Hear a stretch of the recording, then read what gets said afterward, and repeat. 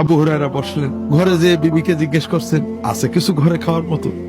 ইয়া রাসূলুল্লাহ, ওই অমুক আনসারী সাহাবী এক বাটি দুধ দিয়ে গেছেন আপনার জন্য হাদিয়া।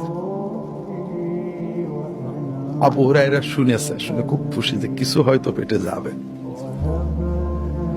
রাসূলুল্লাহ সাল্লাল্লাহু আলাইহি ওয়াসাল্লাম বলছেন, আবু হুরায়রা শোনো, তোমার সব আসহাবে সুফফার সাথীকে ডাক দাও। আবু হুরায়রা বলছেন বুখারীর হাদিসে যে আমার মনটা একদম ভেঙে গেল, এই এক বাটি দুধ আমারই পেট ভরবে না, আমি আগে আসলাম নবীর মেহমান হয়ে, নবী আমার না দিয়ে এই যে সৎখানেক যদি সাহাবী আসে আমার পেটে কি যাবে? কিচ্ছু যাবে না।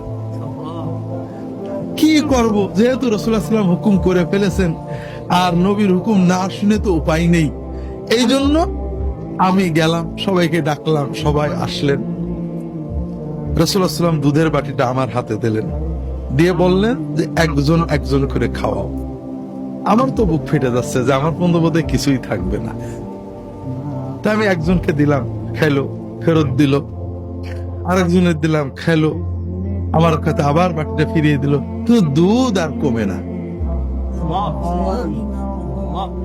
এইভাবে করতে করতে সবাই দুধ খেয়ে ফেললো। রাসূলুল্লাহ সাল্লাল্লাহু আলাইহি ওয়াসাল্লাম শুধু মুসকে মুসকে হাসছেন আমার দিকে থেকে।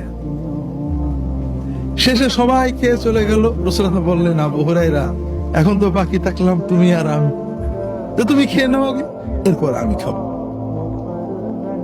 আবু হুরায়রা খাইলেন, খেয়ে যখন বাটি দিতে গেলেন, আর একটু খাও, খাইলেন, বাটি দিতে গেলেন, আর একটু খাও। কয়েকবার খাওয়ার পরে আবু হুরায়রা বলতে, আল্লাহর কসম ইয়া রাসূলুল্লাহ আর জায়গা নেই।